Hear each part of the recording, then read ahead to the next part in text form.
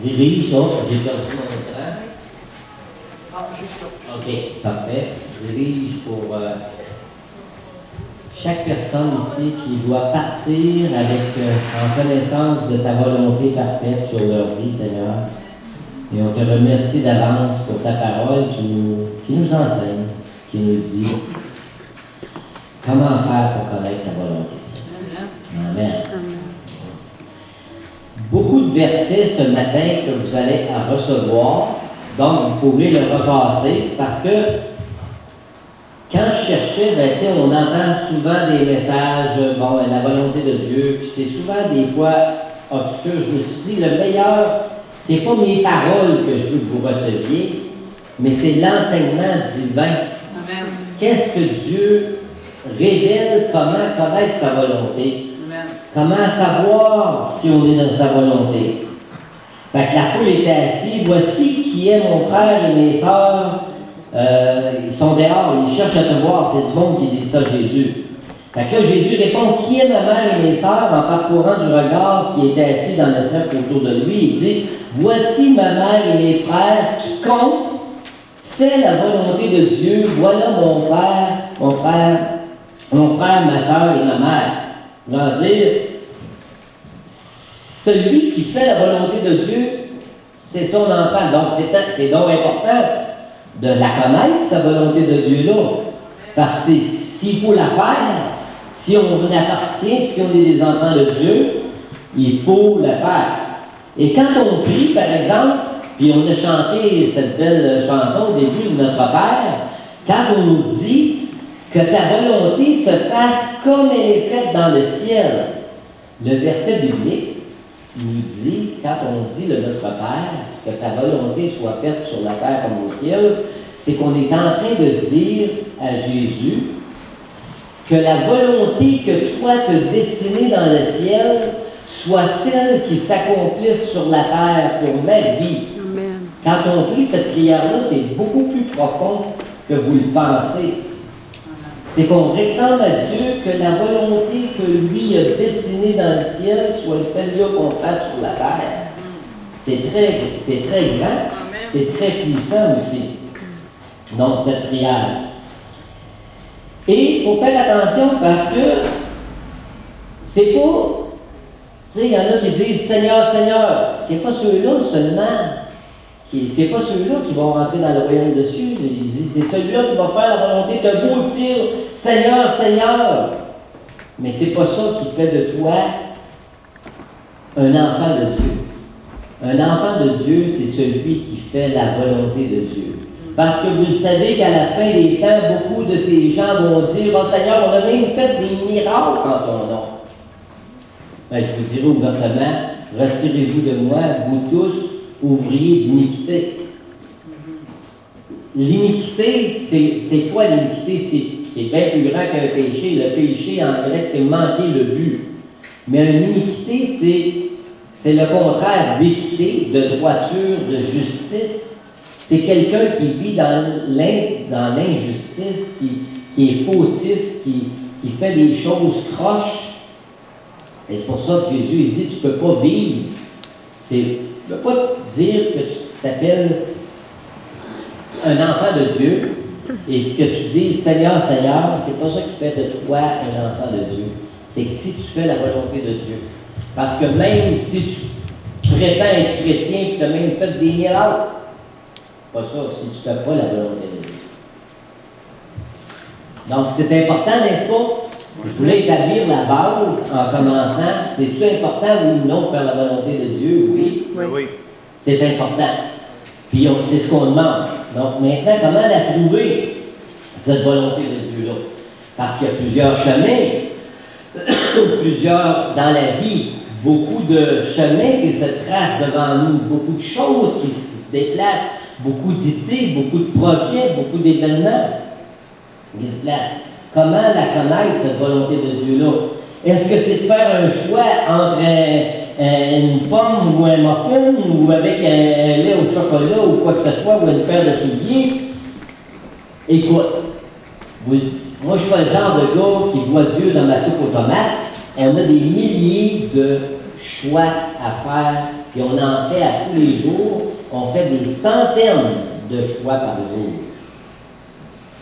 Donc, Seigneur, lui, que tu mettes un soulier rose un matin, ou un soulier bleu, ou un soulier noir, je ne pense pas que ça va influencer quelque chose dans le royaume des cieux. On a beaucoup de choix à faire, beaucoup de chemins, beaucoup de directions qui peuvent se dessiner.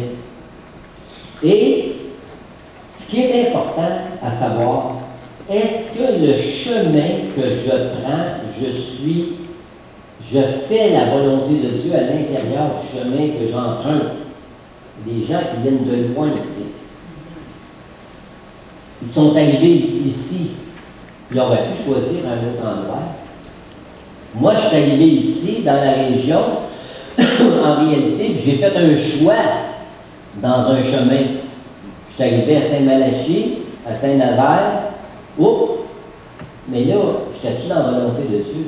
La volonté de Dieu, est-ce que je la fais aujourd'hui dans le chemin dans lequel je me trouve? C'est-à-dire que je ne serais pas ici ce matin si je n'aurais pas pris ce chemin-là pour venir ici. Je ne serais pas ici ce matin pour vous parler de la volonté de Dieu. Je n'aurais pas rencontré Carl et France. Je n'aurais pas pu vous aider au déménagement. Hein? Mais voyez-vous les conséquences? Et si j'étais venu dans ce chemin-là simplement pour amener Carl et France, ben c'est pas juste simplement, parce que c'est le royaume. Il n'y a pas de joie dans le ciel plus grande qu'un homme qui vient au Seigneur que pour. C'est pas. Peut-être que le plan de Dieu, c'était pas nécessairement que je m'occupe d'une pourvoirie, mais si pour juste une seule âme ou deux âmes, ça valait et plus. Ça valait quoi? Hein? Fait qu'en réalité, ce que je veux vous dire, nous, quand on a fait nos études à l'Institut biblique, quand on a fini, on était supposé d'aller peut-être en Belgique. On avait fait toutes les étapes et on avait été en Belgique. Mais si j'avais été en Belgique, j'aurais touché pas ici. Mais le chemin, probablement que mes enfants auraient marié des petites Belges et puis ils auraient fait leur vie là-bas. Mais est-ce que là-bas, j'aurais été dans la volonté de Dieu? Ben oui. Si je faisais sa volonté de Dieu aujourd'hui, dans le moment présent, excusez, si je faisais l'œuvre de Dieu, je serais dans sa volonté. Et ça ne veut pas dire que s'il y a des tempêtes dans la vie, que tu n'es pas dans la volonté de Dieu. Parce que Paul, il serait bien mal pris quand tu lis 2 Corinthiens 6, dans la famine, dans la détresse, en péril sur la terre, en péril sur la mer, il se fait battre à mort, dans le coma pendant 3 jours et 3 nuits, il en a mangé des choses. Mais est-ce qu'il était dans la volonté de Dieu? Il partait, il s'en allait, un naufrage. Il se retrouve, il ne s'est pas noyé, il se retrouve sur une île déserte. Mais là, sur l'île déserte, il rencontre le chef du village, puis il conduit au Seigneur. Mais, il était dans un naufrage. Si tu as un accident de la route, ça veut-tu dire que tu n'es pas dans la volonté de Dieu? Ben oui, même si tu es chrétien, tu vas avoir des accidents de la route aussi, là. Mais comment tu vas réagir dans ton moment présent de ton épreuve? Tu vas-tu réagir avec l'attitude d'un enfant de Dieu que Jésus t'enseigne comment vivre dans les bons comme dans les mauvais jours? Quand on descend un frigidaire, puis on arrive en bas, puis on s'est aperçu qu'on l'a mis du mauvais côté, puis il faut le remonter en haut. Hein? Hein, Carl? Oh oui. Ben là, écoute, ça arrive à tout le monde. Chrétien, non chrétien, il peut se tromper de bord. Mais on le remonte en haut, puis là, on dit, ben regarde, on rit de ça, puis la vie continue. Hein? Fait que les épreuves, là, c'est comment tu te comportes dans l'épreuve, tu vas être dans la volonté de Dieu. Donc, chaque jour, tu vas faire des choix. Puis je vous dirais que là, on va tomber dans le steak un peu. OK? À l'intérieur de ton choix, tu peux regarder le noir ou tu peux regarder le positif. Et je vais vous montrer un verset qui est intéressant. Quoi que vous fassiez en parole ou en œuvre, faites tout au nom du Seigneur Jésus en lui rendant des actions de grâce. Peu importe. Qu'est-ce qui arrive? Tu es dans la volonté de Dieu, peu importe ce que tu fais, que tu le fasses, mais que tu le fasses action de grâce. Ça te plaît, ça te plaît pas, dans ta job ou quoi que ce soit, tu le fais pas pour plaire aux hommes, mais pour plaire à Dieu. Et ça nous dit ici, soyez toujours dans la joie, priez sans cesse, remerciez Dieu en toutes circonstances. Quelle est la volonté de Dieu exprimée en Jésus-Christ à votre égard? Ça veut dire que tu veux faire la volonté de Dieu, il dit là, dans le verset, c'est quoi qu'il dit dans le verset? C'est ça la volonté de Dieu. La volonté de Dieu, tu fais tout dans la joie, tu pries sans cesse, puis tu remercies Dieu en toutes circonstances. Ça, c'est la volonté de Dieu pour toi dans ta vie aujourd'hui. Dans le chemin dans lequel tu te trouves présentement, c'est ça qu'il faut que tu fasses.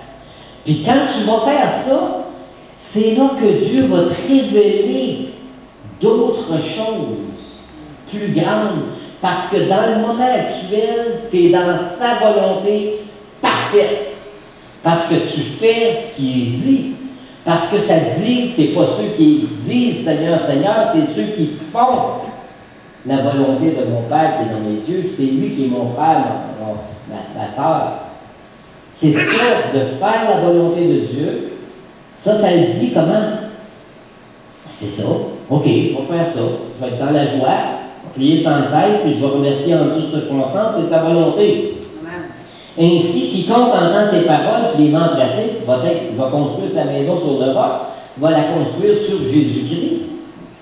C'est ça, bâtir sa maison sur le roc, c'est bâtir sa maison sur les principes divins, sur l'enseignement du Christ, qui est lui le roc. Donc, la course en un, c'est ça. Jésus, c'est le chemin, c'est la vérité, puis c'est la vie. Donc, si c'est le chemin, il faut que tu dises, Jésus, comment tu as marché sur la terre? Comment tu as parlé? Comment tu as écouté? Qu'est-ce que tu as fait? Comment tu as agi? Ben, moi, tout disciple accompli sera comme son maître. Fait que Jésus, il dit, allait de lieu en lieu, faisant du bien partout où il allait. Ben, si moi, je suis bâti ma maison sur Jésus, sur le roc, je vais faire comme toi, Jésus t'a fait. Dans la circonstance, dans la vie dans laquelle je suis présentement. Puis peu importe le chemin que tu vas prendre dans ta vie, que tu vas arriver ici, au Québec, parce que les circonstances de la vie t'emmènent ici, tu es dans la volonté parfaite de Dieu. Si tu fais la volonté de Dieu aujourd'hui, dans les deux bottes, dans tes deux souliers, puis tu ne sais pas quel fruit, quel miracle, quelle chose, quelle personne que tu vas avoir à toucher, à parler, à écouter, à entendre, à conduire, là, tu vas être dans sa volonté parfaite, dans le moment présent. Donc, le fou, lui, va bâtir sa maison sur le sable. Hein? J'ai un verset dans Ézéchiel qui dit que le crime de Sodome et Gomorrhe, sa sœur, elle avait de l'orgueil, vivait dans l'abondance et une insouciante sécurité. Elle et ses filles ne soutenaient pas la main du malheureux et de l'indigent. Parce que Jésus, ce qu'il faisait, lui, il soutenait quoi? La main du malheureux, de l'indigent. Qu'est-ce qu'il faisait? Il s'occupait des pauvres, il s'occupait des malades, il guérissait les gens. C'est quoi qu'il faisait, Jésus? On va faire comme lui, Jésus fait. Donc, ainsi donc, c'est à leurs fruits qu'on va les reconnaître, Jésus dit. Si un arbre porte du bon fruit, ben, il est dans la volonté de Dieu. Mais si ta vie porte des mauvais fruits, ben là, tu n'es pas dans la volonté de Dieu. Donc, la religion pure et authentique, c'est de prendre soin des veuves, des orphelins dans leur détresse, de se garder de toute tâche due à l'influence du monde. Donc, de s'occuper aux tâches divines. Ça, tu es dans la volonté parfaite de Dieu. Aujourd'hui, ce que tu vas faire de ta vie. Le Seigneur te fait savoir ce qui est bien. C'est quoi sa volonté? Et ce qu'il te demande à un être humain, c'est ça sa volonté. C'est de faire ce qui est juste, d'aimer, agir avec bonté et de vivre avec Dieu dans la simplicité. il y a un chant là-dessus, hein? On devrait le chanter. On t'a fait connaître au homme ce qui est bien. Et ce que l'Éternel demande de toi, c'est que tu pratiques la justice, que tu aimes la miséricorde, que tu marches humblement avec ton Dieu, que tu marches humblement avec ton Dieu. Seigneur, il veut qu'on connaisse, qu'on marche humblement, puis qu'on s'occupe des êtres humains, c'est ça sa volonté. Regardez si c'était simple, les premiers chrétiens. Chaque jour, ils se réunissaient dans le temple, ils prenaient le repas ensemble dans leur maison, ils mangeaient de la nourriture avec joie et simplicité de cœur, ils louaient Dieu, et ils étaient estimés de tout le monde. Et le Seigneur ajoutait chaque jour à l'Église à ceux qui étaient sauvés. C'était simple, c'était pas compliqué, c'était l'amour vécu à tous les jours, dans le moment présent. Et Jésus fit venir les bébés en disant, laissez-les venir à moi, ne les empêchez pas car leur royaume des cieux est semblable à eux. Pourquoi? Parce que c'est simple un enfant. Ça n'a pas de malice, ça n'a pas d'iniquité, ça vient vers toi, ça n'a pas de faux motifs, c'est pur, c'est simple, c'est un modèle qu'on devrait suivre, le modèle que Jésus dit. On regarde les petits-enfants, comment ils sont sains, comment ils sont beaux, comment ils sont purs, comment ils ont des intentions qui sont saines avant que les adultes les corrompent. Hein? Jésus, il dit, on a vu, il est le chemin, il est la vérité, il est la vie. Mais il dit, je suis la porte, si quelqu'un entre par moi, il sera sauvé, il rentrera, il sortira, il trouvera des pâturages. Le voleur ne vient que pour voler, dérober et détruire. Mais je suis venu avec mes brebis, elle la vie et elle est en abondance. Donc, le chemin, sa volonté, c'est de rentrer dans le chemin, rentrer dans la porte, puis suivre le Christ Jésus, parce qu'il veut qu'on ait une vie en abondance. Amen. Jésus, à nouveau, leur adressait cette parole. Le chemin, il est la porte, il est la vérité, il est la vie, il est la lumière du monde. Celui qui me suit ne marchera pas dans les ténèbres, mais il y aura la lumière qui va le conduire dans la vie. Tu veux connaître la volonté de Dieu, tu veux marcher, tu veux être conduit dans la vie, il faut que tu suives qui? La lumière du monde. C'est qui la lumière du monde? C'est Jésus. C'est qui le chemin? C'est Jésus. C'est qui la vérité? C'est Jésus. C'est qui le bon pain de vie? C'est Jésus. C'est qui la lumière qui éclaire ton chemin? C'est Jésus. Tu veux savoir comment vivre dans la volonté de Dieu? C'est Jésus. Amen. Celui qui a mes commandements et qui les garde, c'est celui qui m'aime. Celui qui m'aime sera né de mon Père. Je l'aimerai et je me ferai connaître à lui. Je me manifesterai avec lui. Celui qui m'aime sera né de mon Père et je me ferai connaître à lui. Je vais me manifester à lui et je vais lui dire clairement quoi faire dans telle situation de la vie, avec ton voisin, avec ton employeur, avec ton mari, avec tes enfants. Dieu va te le dire dans le moment présent. Si aujourd'hui, tu vis selon la parole, qui est mon guide de vie, bon, il me dit comment aimer, il me dit comment agir, il me dit comment prier, il me dit comment... Il dit tout. Comment me conduire avec mes employés, il dit tout. Comment conduire avec ton prochain. Si quelqu'un veut faire sa volonté, okay, il reconnaîtra que mon enseignement est de Dieu, ou je parle de mon propre chef. Celui qui parle de son propre chef cherche sa propre gloire. Mais celui qui cherche la gloire de Dieu, c'est celui qui l'a envoyé. Celui-là est vrai, il n'y a point d'injustice avec lui. En fait, si quelqu'un est prêt à faire sa volonté, pas les choses de son propre chef, de son propre ego, parce que des fois, tu peux dépendre de lui, mais si tu veux faire ta vie indépendante de lui, ça ne marchera pas. Mais si tu veux faire ta vie en faisant sa volonté, là, tu vas connaître le Christ Jésus, puis c'est là qu'il va se manifester clairement à toi. Quand un homme est fidèle au Seigneur, celui-ci lui montre la voie qu'il doit choisir. Cet homme vivra dans le bonheur et ses enfants posséderont le pays. Quelle belle promesse! C'est-tu clair?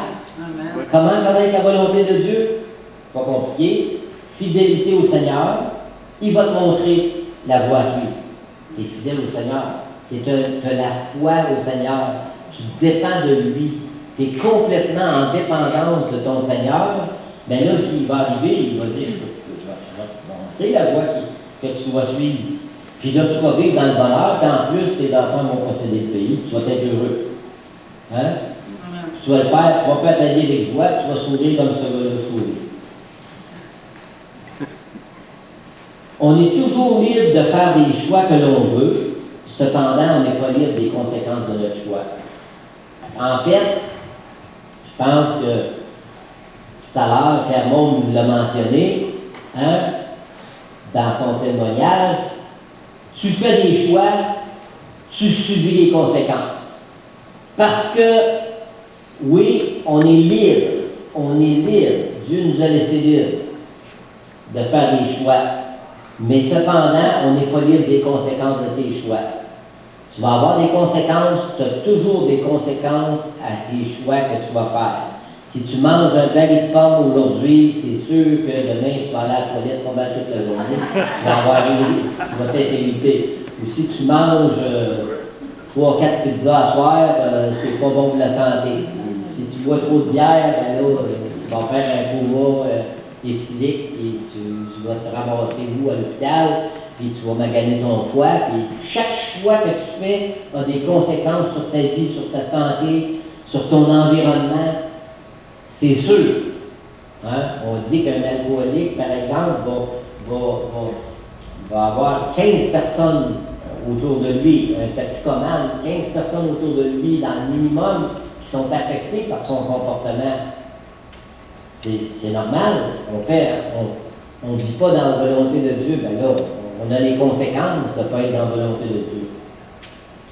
Fait que tu as des bons choix ou tu as des mauvais choix. C'est à toi de décider où est-ce que tu t'en vas. Et là, George Mueller, qui était un missionnaire, qui a écrit beaucoup de livres, un enseignement très, très réputé, un enseignement très, très réputé à travers dans ce qui était au 18e siècle. Oui. Il dit, en parlant de la volonté de Dieu, il dit, voici les points que je détermine importants pour faire la volonté de Dieu. Je cherche d'abord à m'assurer qu'il y a dans mon cœur aucune volonté propre sur un objet quelconque. Les 9/10 du tourment que se donnent certaines personnes en général provient de ce fait.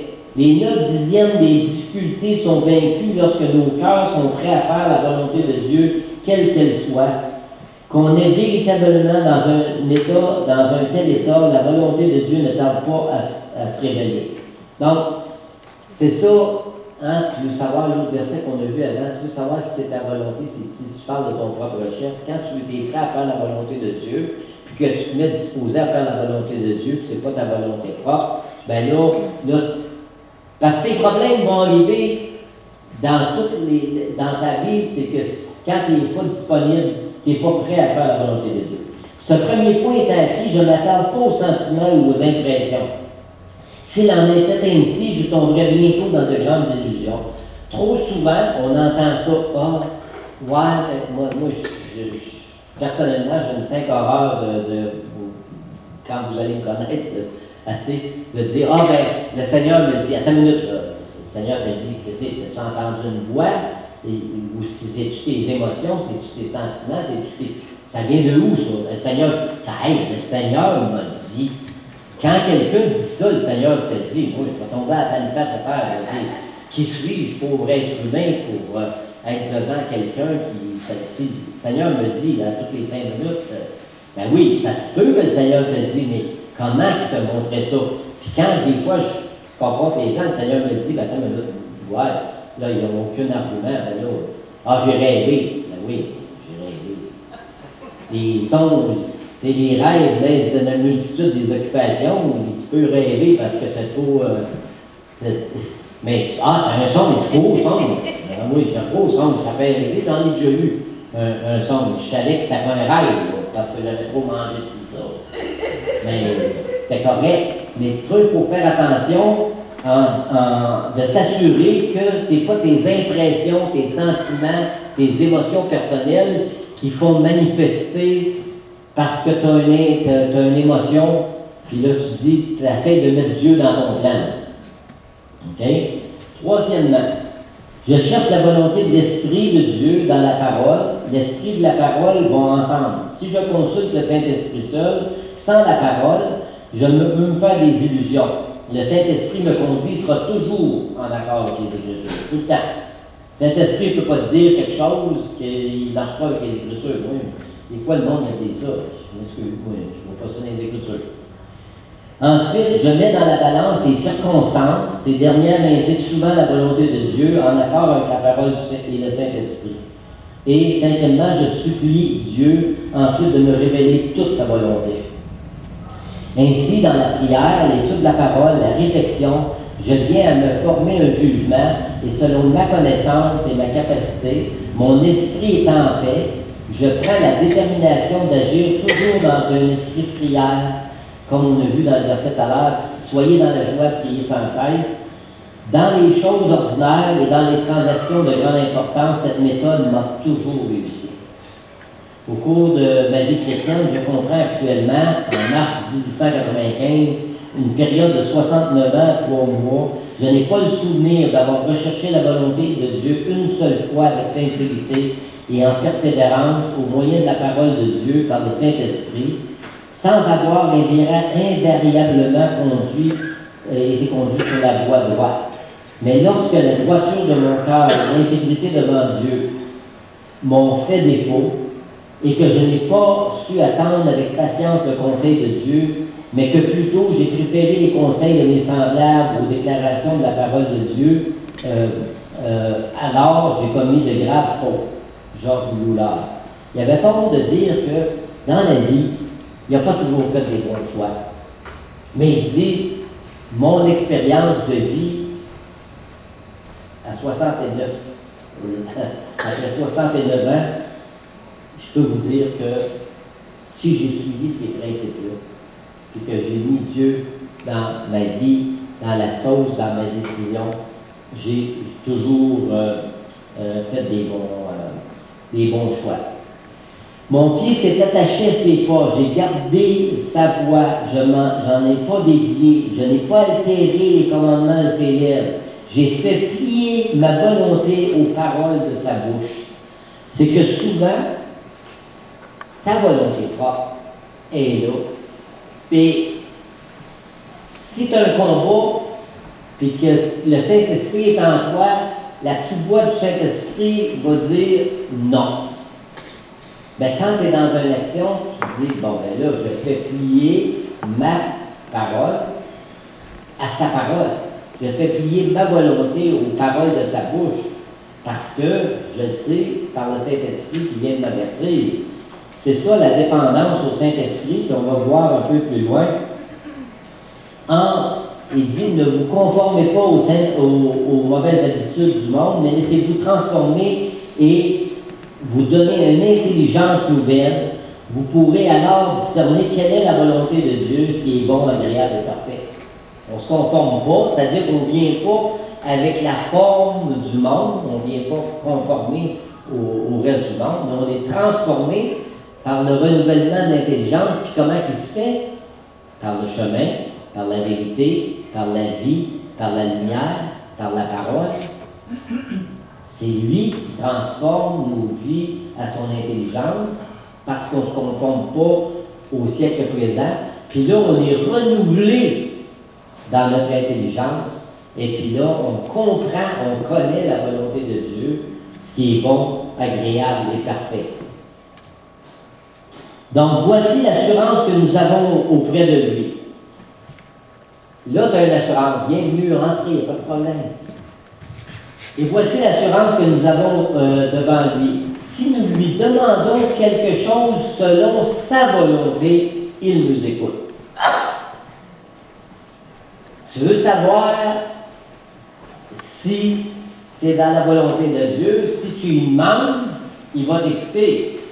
Mais si, bon, ben, j'ai pas de job. Ah, ben j'ai eu une offre d'emploi au bar de danseuse comme barmaid.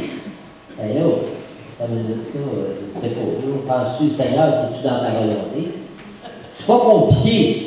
Pour connaître la volonté de Dieu, quand tu lis sa parole, tu demandes, Seigneur, Jésus, qu'est-ce que tu ferais à ma place? Iras-tu travailler pour l'Auto-Québec, ou dans un bar, ou ci ou ça?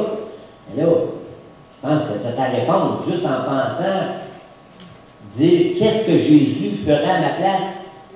Ben là, si tu lis sa parole, tu vas avoir ta révélation tout de suite.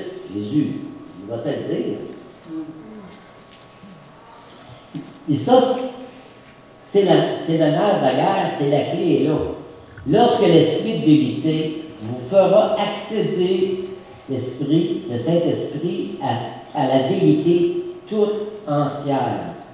Car il ne parlera pas de son propre chef, mais il dira, il entendra, il vous communiquera ce qu'il doit venir. Il me glorifiera, car il recevra de ce qui est à moi, il vous communiquera. Jésus est parti. Jésus, il dit, je m'en vais. Mais je vais te laisser quelqu'un pour te conseiller à tous les jours, c'est mon consolateur. C'est l'Esprit Saint. C'est lui qui va te conduire dans toute la vérité. Saint-Esprit, conduis-nous dans toute la vérité, parce que souvent, on ne sait pas où est-ce qu'on s'en va dans les chemins. Puis là, je prends un chemin aujourd'hui. Je prends une direction. Mais je veux que dans ma vie de tous les jours, je sois dans ta volonté. Et si tu marches dans cette volonté-là, peu importe, je vous dirais, le chemin que tu vas entreprendre, dans la décision dans ta vie, si tu es dans la volonté parfaite de Dieu dans ta vie de tous les jours, Dieu, dans sa souveraineté, il va organiser les affaires, puis il va te faire, inquiète-toi pas, il va te conduire dans des endroits, il va te faire rencontrer des personnes, il va tourner tout à sa gloire, puis à la fin des temps, il va te dire, quoi? Bon, tu es Seigneur. Parce que tu as fait sa volonté de Dieu. L'Esprit de Dieu est là pour nous assister, pour nous conduire. C'est un guide. C'est lui qui doit nous dire le chemin. Puis il nous révèle tout à propos de Jésus. Il vous dira, communiquera tout ce que moi, je pense. Autrement dit, le Saint-Esprit, c'est lui qui vient te révéler comment Jésus agirait dans telle ou telle situation de la vie. Et Paul, il priait. Dieu lui demandait que vous soyez remplis de la connaissance de sa volonté en toute sagesse et intelligence spirituelle pour que vous comportiez d'une manière digne du Seigneur dans le but de lui plaire à tous les points de vue et que vous portiez toutes sortes de bonnes œuvres et que vous croissiez dans la connaissance de Dieu, que vous deveniez puissants à tous les égards par sa force glorieuse en vue d'une persévérance et d'une patience à toute épreuve. Parce que la semence qui est tombée dans la bonne terre, c'est celui qui entend la parole avec un cœur honnête et bon, la retient et porte du fruit avec persévérance. Parce qu'on reconnaît un arbre à ses fruits. Fait que dans la volonté de Dieu, Paul dit, je prie que tu sois rempli de sa connaissance pour que tu sois capable de porter du fruit dans ta vie. C'est ça, la volonté de Dieu pour ta vie. Et on le sait, on prend souvent ce passage-là, hein? C'est par la foi que tu es sauvé, c'est par le moyen de la grâce, cela ne vient pas de vous, c'est le don de Dieu. Hein? C'est pas par les œuvres, afin que personne ne se glorifie. Mais on oublie la suite aussi. Hein? Qu'est-ce qu'il dit? C'est Éphésiens, c'est pas... Et c'est ça, c'est Éphésiens, c'est vrai, je vais le changer, c'est Éphésiens 2, 9 à 11 au lieu de Philippiens 2, 9 à 11. Car nous sommes son ouvrage, puis on a été créés en Jésus-Christ pour de bonnes œuvres que Dieu a préparées d'avance pour nous afin que nous les pratiquions. C'est ça que Dieu veut. Il veut qu'on pratique parce qu'on a été sauvés pour ça. Le Seigneur m'a dit, je vais t'enseigner, je vais te montrer la route que tu dois suivre. La volonté de Dieu, c'est que le Seigneur, il veut nous enseigner, nous montrer la route, puis je vais te donner le conseil et te donner un conseil en gardant les yeux fixés sur toi. Et n'oublions pas que le monde passe et ses convoitises. Parce que ta vie, tu peux la baser de deux choses. dans le monde et ses convoitises, mais celui qui fait la volonté de Dieu, c'est lui qui va demeurer éternellement. Parce que ce n'est pas ceux qui disent Seigneur, Seigneur qui vont être sauvés, c'est celui qui fait la volonté de Dieu, qui est béni, puis c'est là que tu vas demeurer éternellement. Dieu, source de paix, c'est la prière. En terminant, c'est ma prière. Dieu, source de paix, qui a ramené d'entre les morts notre Seigneur Jésus-Christ, devenu le grand berger des brebis. C'est lui qui nous conduit comme un bon berger, grâce au sang de son sacrifice qui garantit l'alliance éternelle. Que ce Dieu vous rende capable de pratiquer tout ce qui est bien pour que vous fassiez sa volonté, qu'il réalise en nous ce qui est agréable par Jésus-Christ, à qui soit la gloire pour toujours. Amen. Amen. Et là, le Seigneur va dire, bon et fidèle serviteur, tu as été fidèle dans les choses qui ont peu de valeur, et je vais t'en confier des plus grandes avec beaucoup de valeur quand on va arriver dans le royaume des cieux. Viens te réjouir avec moi. C'est ça la récompense. Et vous savez, on entend souvent ça quand on a une graduation, ceux qui ont fait l'école, l'université, la collation des grades, puis là on a le diplôme, puis là on a le doyen de la faculté qui vient nous remettre notre diplôme, puis on a un petit chapeau sur la tête, puis là on est content parce qu'on a réussi nos études, puis là on tire notre chapeau en l'air, puis on est heureux parce qu'on a reçu notre diplôme d'avoir travaillé pour nos études, puis d'avoir accompli de grandes choses, puis là, on est donc contents. Mais savez, ce qu'on demande aux intendants, c'est d'être fidèles. Et quand le Seigneur va dire, ta récompense, bon et fidèle serviteur, qui a été fidèle dans peu de choses de valeur, je te confierai donc celle qui a beaucoup de valeur, viens te réjouir avec moi. Ça va être la vraie récompense. Et vous ne pouvez pas vous imaginer, même si j'essaierais de vous le décrire, je ne pourrais pas vous montrer quelle est la grandeur, la profondeur, la hauteur de tout ce que le Seigneur veut vous montrer, parce que c'est des choses tellement grandes que si on le savait présentement, quelle serait notre récompense, il n'y a pas personne ici dans cette salle qui perdrait sa vie dans les futilités de ce monde, parce qu'on saurait que, oui, le Seigneur va récompenser ses enfants qui marchent dans ses voies et dans sa parole, et qui suivent par la direction du Saint-Esprit ses voies quand lui, le Seigneur Jésus, va vous parler dans le chemin dans lequel vous êtes présentement. Comment vous allez vous comporter quand vous êtes dans l'épreuve? Allez-vous être dans la joie, comme on l'a dit tout à l'heure? Allez-vous l'accepter? Allez-vous regarder juste à broyer du noir?